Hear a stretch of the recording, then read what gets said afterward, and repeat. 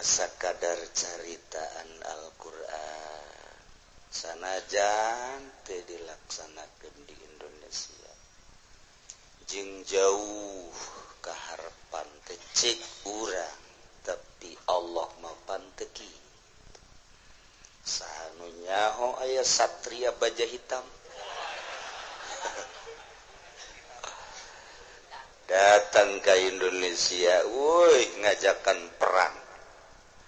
Iya tuh kekawasan Allah diembung-embung ge urang perang aicak Allah kudu perang mah perang bae. Diembung-embung ge gempa Jogja gempa bae. Diembung-embung tsunami di Aceh tsunami bae. Urusan Allah tang. Kuari mau nanya orang kacamat mat sia daek perang jangan kiai beresiko tinggi. Hanya orang kabupaten, jangan cerita perang kiai. Woi, resikonya kan nyawa kiai. Cerita orang ke presiden tenang dulu, nggak usah perang, kita usahakan diplomasi aja. Eta mah carita jelema. Lamun cak Allah perang, siap perang atau perang baik. Talamun kitu perang tak kiai dek ka mana aing lubat ka gunung. Dek taon atuh sieun sarua bae. Emang tesieun gitu perang sieun pan kitu sieun kiai nu geulis loba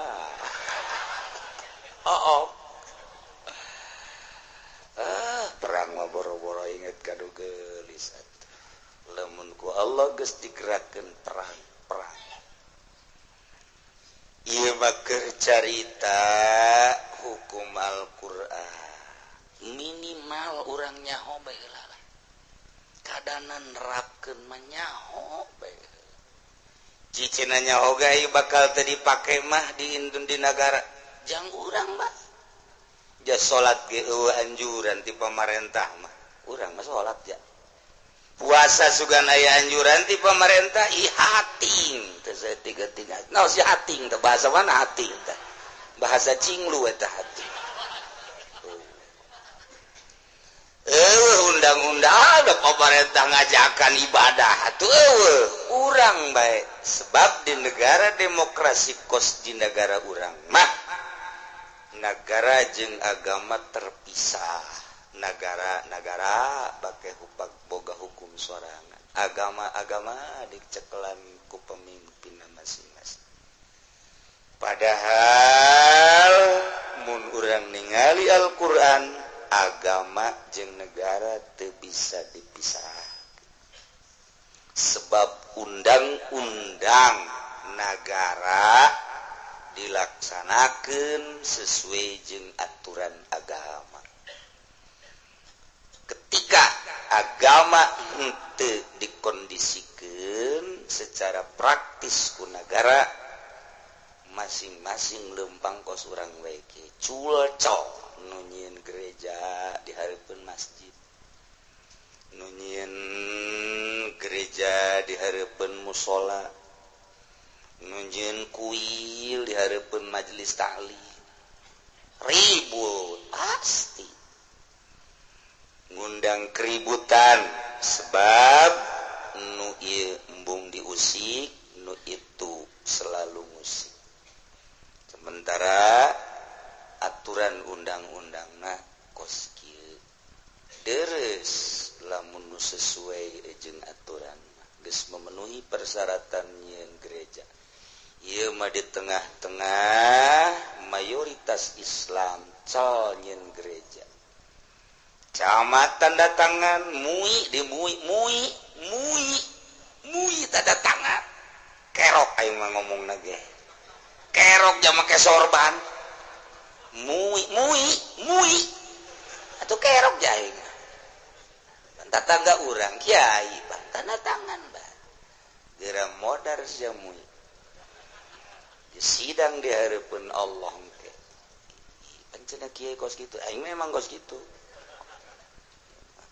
be pokona mah ke di hareupeun Allah kakarak meringis duh cenah kadung amat keur ieu tanda tangan mengizinkan leg ku sia tanda tangan kaduhung kuari mah tuh neraka tulungan be cenah kieu boro-boro nulungan sia aing ge pabelit teh urusan tuh engke babasing-basing insyaallah karimnya ieu urang hirup lain sakadar hirup di dunia doang sakedeung hirup di dunia mah paling kebal 100 tahun 80-70 geus pararai hirup nu sabenerna mah engke nu eueuh pae ya Allah ya Rabb tak sing hade urang hirup keur ngabangun negara di ditu hirup urang kuari teh keur ngabangun desa di ditu di alam itu mentak bahasana ge Kangjeng Nabi make desa assalamualaikum daro qaumin mukminin make dar teh desa berarti di jero kuburan teh aya lurah geus kuat teh daro qaumin mukminin Kangjeng Nabi data aya lurah di jero kuburan di alam barzah ge meureun biasa aya KTP ngan jual beli SPPT berdede keur carita bahasa Kangjeng kan gitu assalamualaikum daro qaumin mukminin dar mah desa berarti di jero kuburan teh aya desa manya cenah kiai beureun aya balai desa atuh aya bupati mereka dituna saha nu jadi lurahna nya di jero eta kajen kukumaha ge Ustad Golkar jadi lurah ya di jero kuburan nu dimaksudna sakumaha di alam dunia urang kukumpulan di alam barzah ge urang kukumpulan aya nu sok kumpul berarti kos di desa jadi bahasana make darokom berarti urang di ditu kumpul kuari keur ngabangun sedih amat urang baling ka alam barzah urang kumpul jadi jelema nu hina sedih amat di alam mahsyar urang nu kuari di bapa-bapa balokna ge teu kabawaeun di pundak mani morongkot nya nama mawa balok siap dan baik dan di komandan engke di akhirat mah nah sia dan kemana dan ulah dundan sia di dieu mah eta deuk ka mana bangondiran teh kitu neraka aing siapa kuari mah siapa bupati gitu. Laksanakan saya akan laksanakan Pak engke sia di mahsyar di bapak-bapak tah henteu ulah sambarangan ya hirup teh ya urang kuari jaritakeun bab jinayat mengenai tentang dia asalnya bae heula minimal jang urang salametkeun diri urang ulah sok ngaganggu batur sebab urang ngarusak berarti kena diat sanksi dia wa fi dawi kulli ainin nisfu diatin tetep dina ngarusak tiap-tiap mata hari saparodiat jelema nu normal ngabogaan dua matana kemudian ieu mata cacaangna dirusak cacaang mata dirusak sanajan mata nama aya ngan jadi buta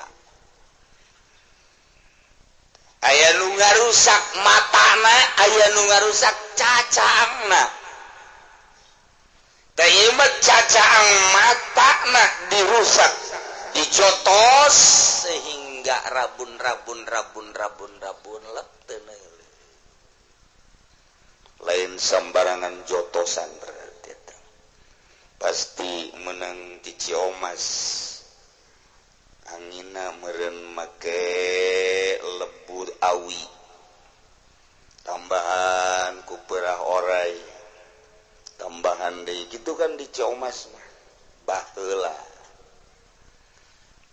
mah jararago urang Ciomas teh nyeun golok-golok Ciomas tuh menang katoel wari barang di pasar-pasarkeun golok Ciomas atuh biasa bae aja sebab baheula mah menang nyieun ge 7 mulut cek paribasana tah jotosan Ciomas ge sarua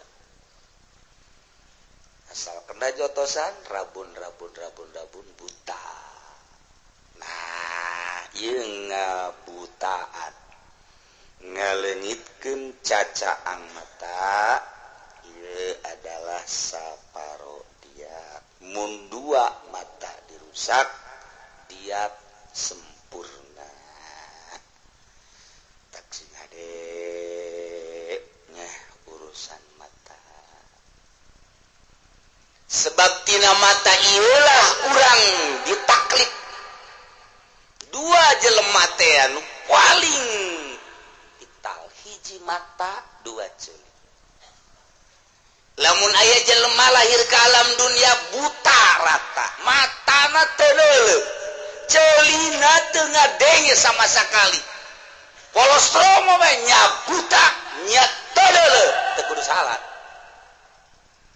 teu kudu salat pan cenah teu kudu salat kiai atuh nyaho di mana nyana salat neuleung teu ngadengen teu nyaho di mana ayana salat toelan kurang euy salat-salatnya hah salat sia salat atuh hese kajen kuku wage jelema buta teu neuleum sama sakali jeung torek ti ajal ieu mah lahir ka dunia model kos kitu teu kudu salat sorga bae geus sama tanu mantak meureun di lembur nu teu sarolat teh barutak meureun tarorek teh sabenerna mah toel coba kurang sia ngadengen teh sih oh paingan teu ngadenge azan geus jeung sia mah teu kudu salat sebab sia mah torek buta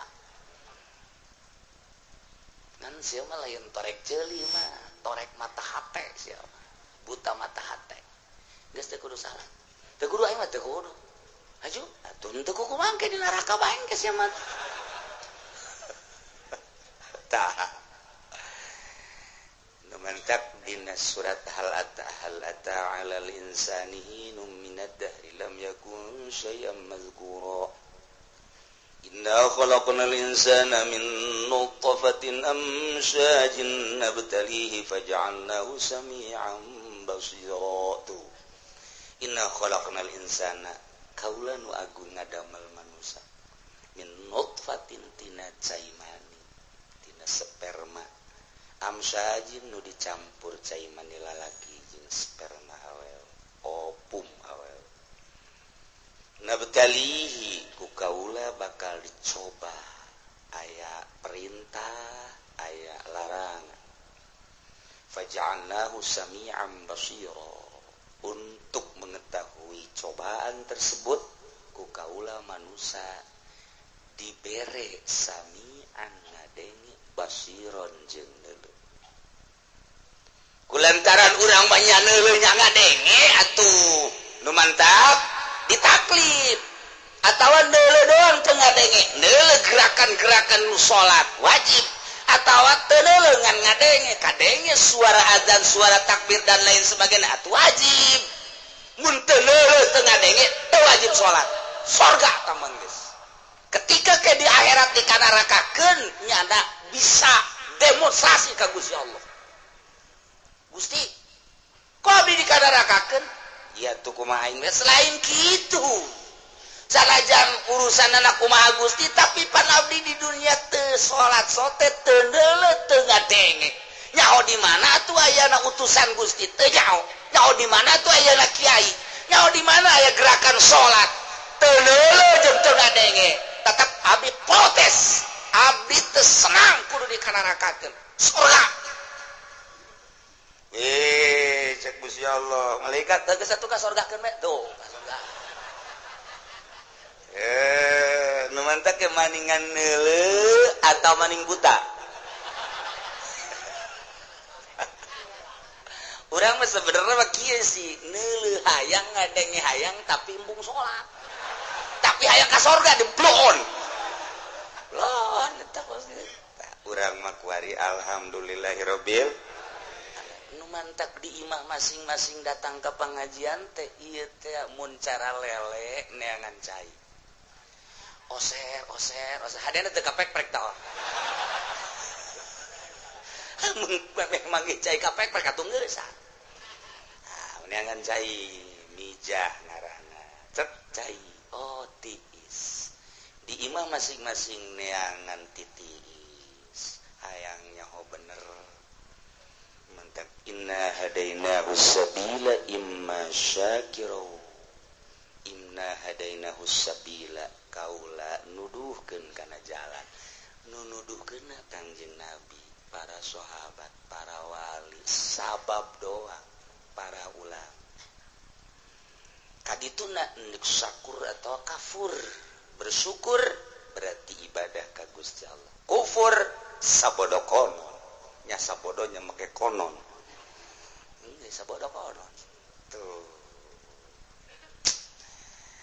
mata sing hade urang ulah ngarusak mata urang atawa ngarusak mata batu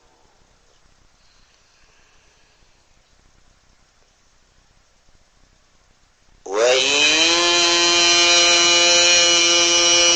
falau qafaha lamun aya jelma ngojos cacahang mata dileungitkeun cacahangna saenggeusna buta ditojos mata nah enggeus teu leuleuh ieu dirusak lam yazid tetep teu kudu nambahan diat kecuali matana dicokel nah ieu mah kakarak nya ngaleungitkeun cacaang nya ngaleungitkeun zatiah mata dua berarti diat sempurna sakadar cacaangna saparo kuari geus teu leuleuh dirusak teh dicolok ditojos tetep matana mah aya atuh emang teu fungsi ieu teu kudu ditambahan diat tetep setengah diat bae Izaid ribut jeung Ki Umar begitu ribut silih peupeuh di Indonesia mah jadi budaya meupeuh teh sebab di baheulana loba permainan silat bela diri geus silat kaluaran ti luar negeri teh mah kungfu sagala aya karate di urang teh permainan Cina permainan Jepang aya di urang Korea aya tapi keaslian Indonesia mah eta nu aya di Bogor eta asli permainan Indonesia naon ngaranna Cimande loba di Tangerang orang Cimande tapi jualan salak tuh mah orang Cimande Cikaret Cikalong asli teman ya nukos kararitu mata permainan Indonesia ditarungkeun bela diri Indonesia jeung Jepang secara zahir eleh permainan Indonesia tarungkeun permainan Indonesia jeung Cina kungfu eleh permainan Indonesia nu matak permainan Indonesia mah teu kitu datang ke 50% acan di dunia eleh bae eleh secara zahir mah eleh tapi ketika digelutkeun menang Indonesia mah ari permainan silat nama bela diri nama eleh nu mantak teu masuk nominasi di perfilman bela diri teh tetep Jepang, Cina, Hong Kong eta bae nu hararebat di dunia teh Indonesia mah paling si buta dari gua hantu sakit gitu geus teu sakit teu masuk nominasi geus eleh tapi ketika gelut urang Indonesia jeung urang Jepang Indonesia menang maning mana tah Indonesia mah hebat kasar tetep bae nya ngomong ngelawan bae ngaguling ngudang deui tetek ngaguling geus didempet ge kumaha aing carana kanjutan cekel pan eueuh permainan silat nyekel kanjut eueuh atuh eueuh kabeh ge geus beres ka dieu kanjut geus teu bisa dilangketek sia ku aing saha nu teu getek sih mantak pernah gelut jeung guru besar Jepang di Jakarta eleh aku dilangketek kan terus padahal nyana geus teu bisa naon dilangketek eleh eta orang Indonesia mah akalna loba jasa akal mantak gelut jeung orang Indonesia tata komo orang Arab mah orang Arab mah elehan mun gelut jeung orang Indonesia menang bae orang Indonesia mah menang hebat jasa geus hebat mah tuh asal set nyana mah asup ka kolong deuk ditewak asup ka kolong sial cak urang Arab teu daek ka tewak-tewak sebab leutik urang Indonesia ieu urang Indonesia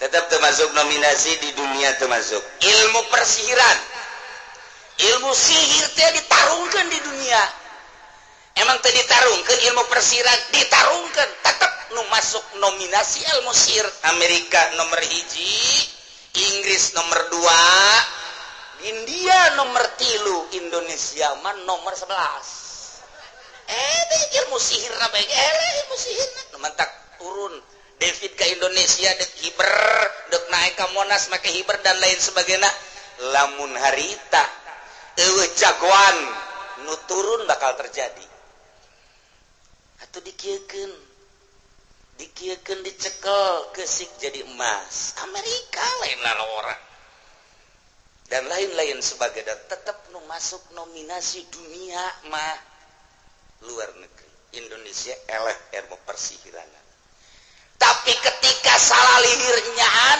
Indonesia bae nu menang disihir kurang Indonesia mah kajen kumaha menang ilmu sihirna tapi mun ditarungkeun di publik eleh tapi mun nya anana menang entek ceuk ulama tingkatkeun ilmu sihir tapi nu disihirna Amerika mantak naon ieu mah tatangga disihir bungkiang beteungna aya dahar beuki sihir ya di mana coba ya sihirna waduh Jampang Surade Sukabumi ya mantak raon urang bule sihir apa ngan tetep ilmu nu kitu mah teu bisa dipake tarung perang sabilillah jang perang sabilillah teu bisa ngagunakeun ilmu sihir sebab di ditu nage Kangjeng Nabi Musa tarung jeung tukang sihir eueuh nanaon Kangjeng Nabi urang tukang sihir ambalayah eueuh nanaon Kangjeng Nabi Sulaiman lain teu di sihir Kangjeng Nabi Sulaiman tapi teu satai kuku aja entek ilmu sihir mah teu bisa pake tarung tetep sabilillah lillahi kalimatillah mah make keyakinan mun geus yakin ujian moal kata nah Kizaid ribut jeung Ki Umar Ibrak teh ditinju Ki Umar ku Kizaid matana jadi teu neuleuh urusan masalah neuleuh jeung teu neuleuh eta kan kumaha nu boga mata bisa bae kuari Ki Umar ditinju ku Ki Zaid teh padahal meneuleuh tapi bebejana teu kadeuleuh sebab naon hayang dibayar diat tama percis kos tukang beca nu kamari dicaritakeun teh tukang beca simpangan jeung bos teu katongger teu naon datang-datang golepak langsung tukang beca datang digotong bos dicekel di samping kudu ka rumah sakit kudu didenda cak bos teh ini enggak kenapa-kenapa kok dia ya, itu buktinya jatuh puyeng bos jadi teu kunaon mobil datang golepak bae bebejana katabrak eta tukang beca belum eta mantap bos anu hebat mah asal tukang beca eureun kunan itu waduh bahaya besar ini bahaya nah, kula pernah kagentur dibawa ku Pak Iwan teh nu boga pabrik mie di dinya tah keur masantaran di Picung nyana nganterkeun hayang nganterkeun geus anterin ke sono dianter ku nyana pas pengkolan tadi Bang Bayang teh bawa beca eureun nyana mah eureun beneran ieu mah eureun jeung almarhum ibu. Pak, kenapa berhenti? Ini begini, tukang beca itu kan waduh susah. Kalau dia ketabrak sama mobil kita, dia yang salah. Kita mau minta rugi, dia cuma punya beca-becanya. Kalau kita nggak minta rugi, dia yang salah. Udah mendingan diamanin dulu dah katanya. Turun heula aja nama beca dikitu-kitu heula. Dipikir bener oge. Bener oge tak taliti jeung apik jasa. Ntar kalau ketabrak sama kita mobil kita rusak, kita yang ganti sama dia. Nah, jadi hati-hati ta Pak Iwan eta. Tuh. Bos teh geus kosi berarti nyana pengalaman.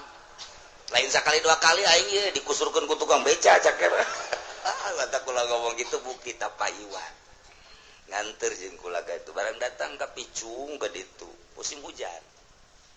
Pas zuhur ngalawudu, pan ditu mah empang ngalawuduna. Empang. Tas hujan mah pancai daratan kadinya jeung taneuh.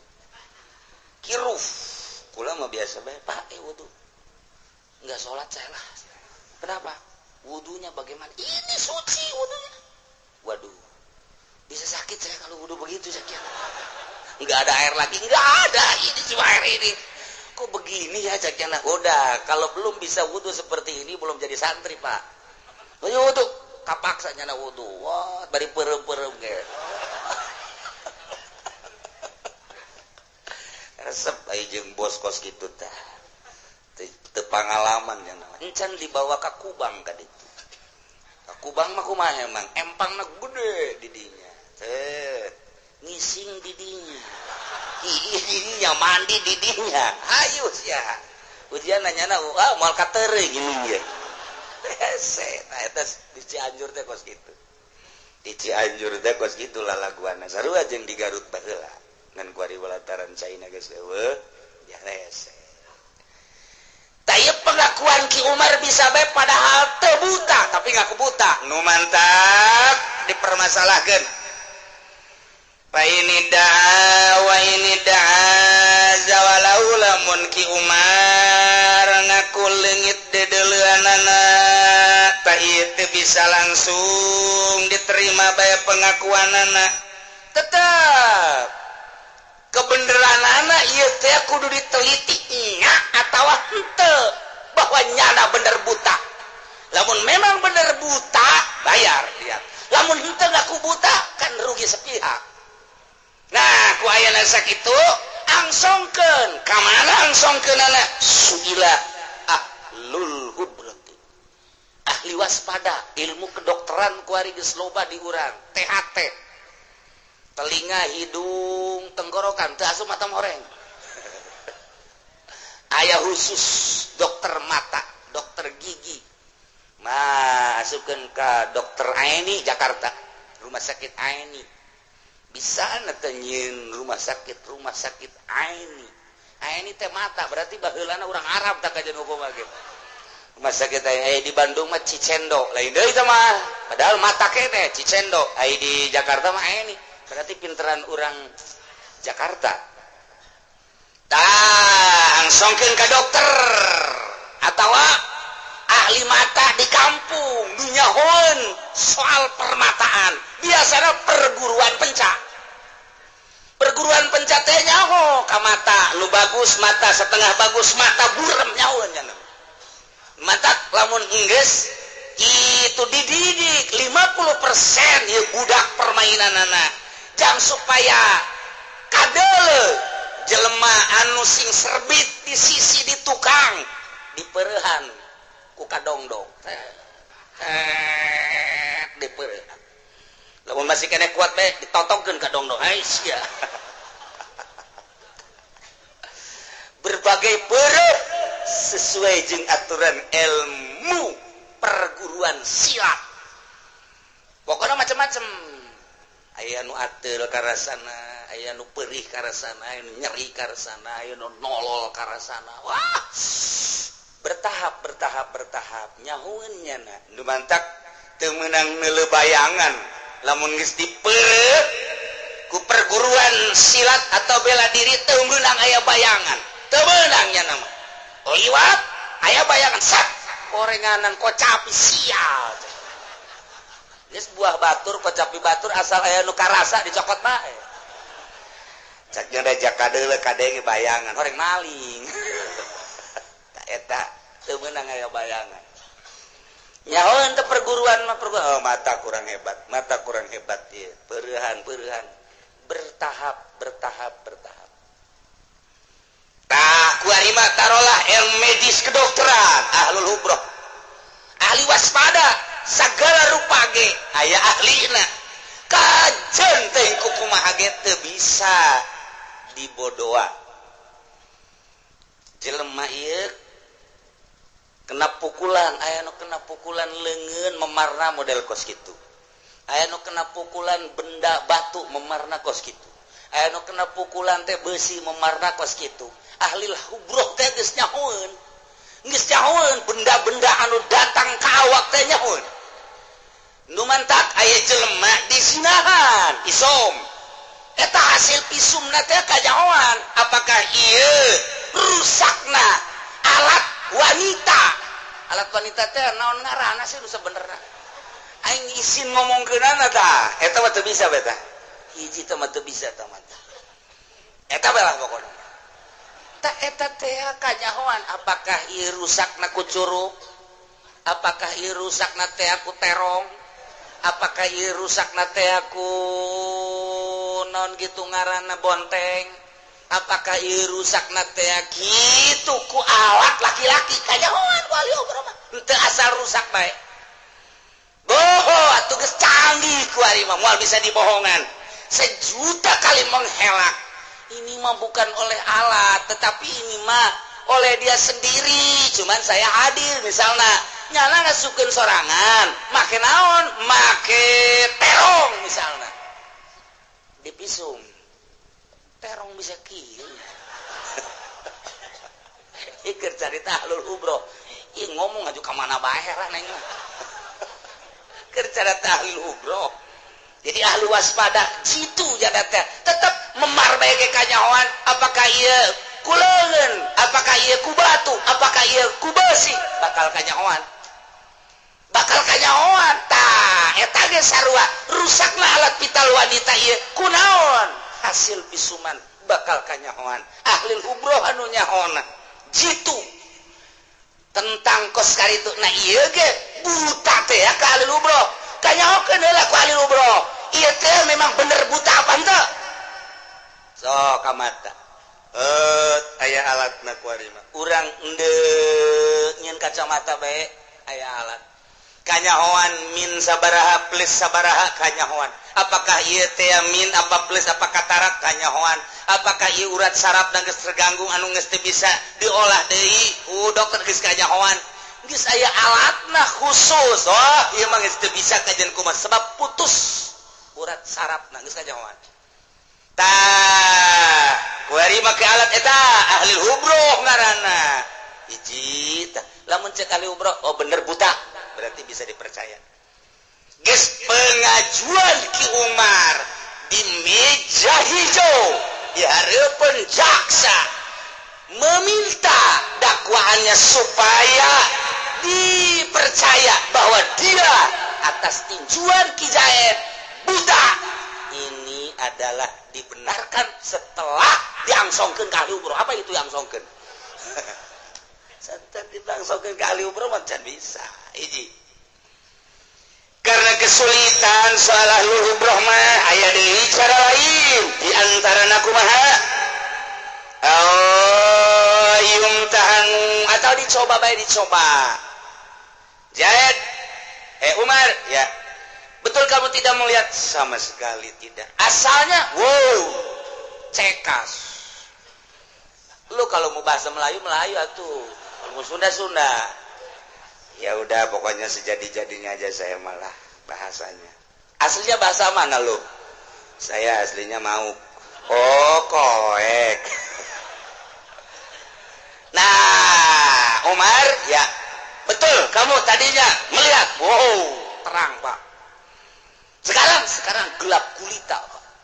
Gelap gulita mah lagu Omah Irama bego. Nah, dicoba. Coba melek. Kelihatan nggak? Enggak. Ini berapa ini? Ya nggak kelihatan, nggak tahu berapa. Ini apa yang di depan? Ya kagak tahu. Jangan bohong kamu. Nggak bohong nggak apa. Ini apa ini yang di depan? Ya nggak tahu. Coba pisang, apakah ini terong? Apakah ini telunjuk? Iya kagak tahu, yang nggak lihat sih. Bener kamu? Iya bener. Ya udah kalau begitu. Duduk depan. Duduk. Panggil deh katanya. Mar, iya. Ini apa ini yang di depan? Yang nggak tahu. Itu merek nomor berapa? Ada merek apa enggaknya saya nggak tahu. Saya nggak ngelihat sama sekali. Ayah wewe dikadinyakan. Itu apa yang di depan? Ya nggak tahu.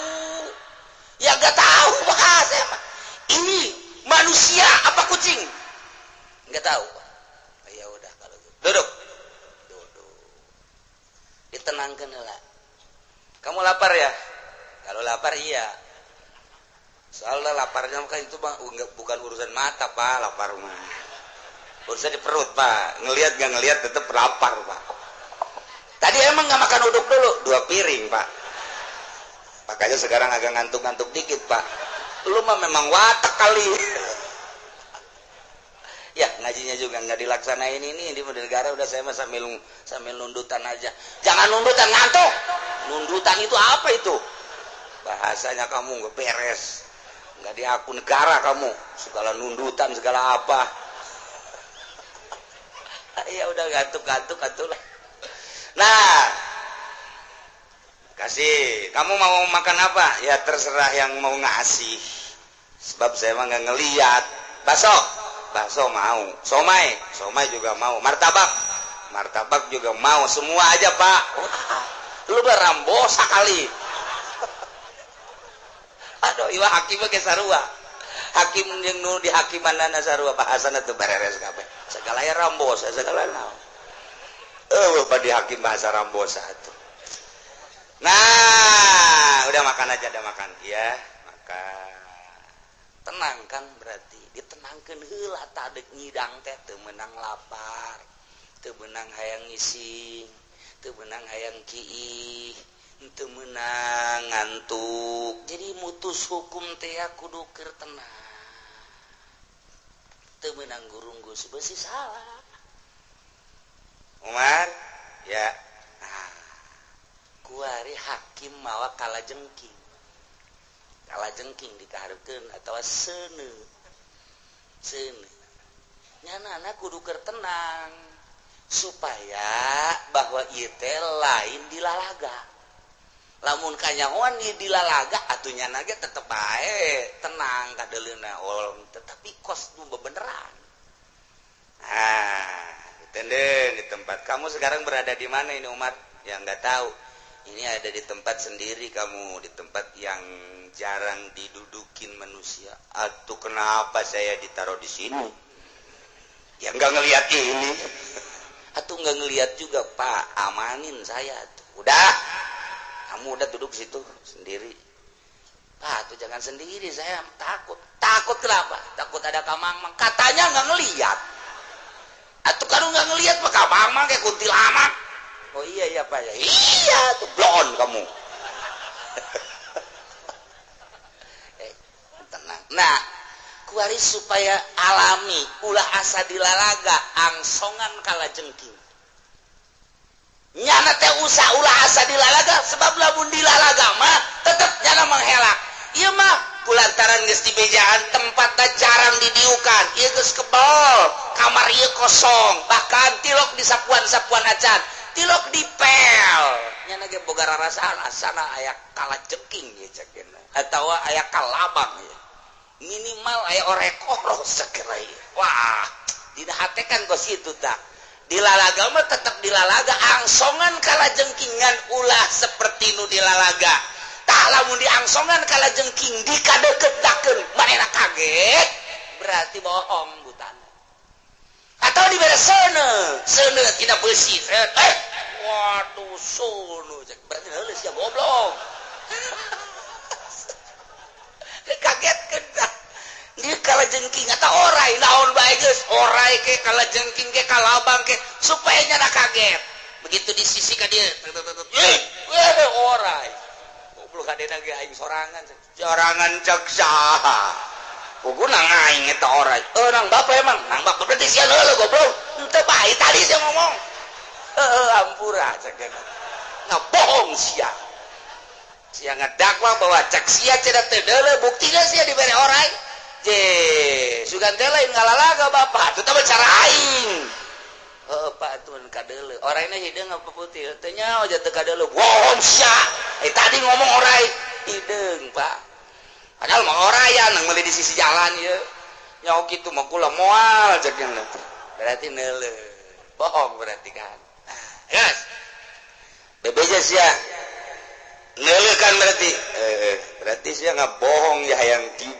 diat sia mah berarti ieu mah unit tukang beca sia ieu tawa ini dazawalahu lamun ki Umar ngaku sebagai majaleh leungitna cacaang mata teu bisa langsung diterima pengakuanana ieu mesti diangsongkeun heula suilahlul hubrah atawa yumtanu bitakri bi akrabin datangkeun heula kala jengking wadidatina tobeusi nu pangas mina ini ikamatana baktatan secara kaget munyana kaget dulu wan nuziro hal yanzaiju tingali kaget apa teh mun kaget berarti bohong pengakuan dana buta lamun nyana tenang-tenang bae teu kala jengking ka matana ge nyana biasa bae tenang orai dikadekeun nyana tenang bae seuneu panas dikieu-kieukeun nyana tenang oh berarti bener atuh butana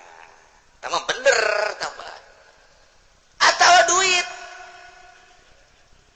nyana ngaku buta teh angsongkeun duit 1 juta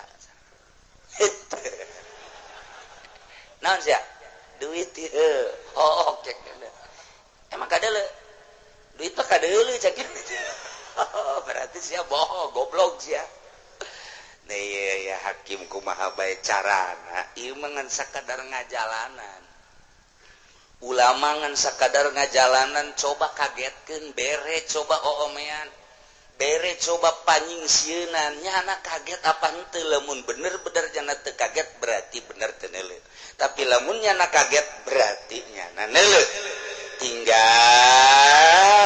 neuleuhna sempurna apa henteu optimal apa wa inna qasami munaya kekurangan doang dina neuleuhna ke cara ngahukumanna kos dedengian bae sakumaha kamari dedengianna sabaraha persen leungit nak torok kuari dedeleuhanana sanggeusna dirusak nu tatadina selepas pandang mata kadeuleu kuari coba sabaraha meter kadeuleuh kunyana tok 100 meter kadeuleuh tatadina kadeuleuh kuari henteu 50 meter ada remeng-remeng coba ayeuna 40 tak 40 mah kadeuleuh berarti geus eueuh sabaraha persen tinggal dipersentasekeun tina keaslianana aslina nyana teh memang bener-bener tadina can kena penyakit apa geus lamun memang tadina geus 100 meter teh teu kadeuleuh kuari rusakna teh rusak sabaraha persen tina keaslianana tinggal diperhitungkeun bae batasan bisami diatun ala sahihi dina urusan aambean ge sarua bae diat nulutkeun kaul sahih aambean mah berarti irung nama ayat teh diruksak cuman fungsi irungna nu dirusak sebab KBG kapan aya fungsina gedangan celi rusak celi nama aya nganteng ngadenge gitu kene mata saput namun rusak maka tenel sanajan mata na aya gitu kene irung nu polip etakan kurang ambe komo lamun dirusak jaringan nu di jerona maka ambe nak bakal rusak kuari ngarusak ambe irung nama aya sarua kosak kumaha ngarusak celi ngarusak mata baik nurutkeun cekal soe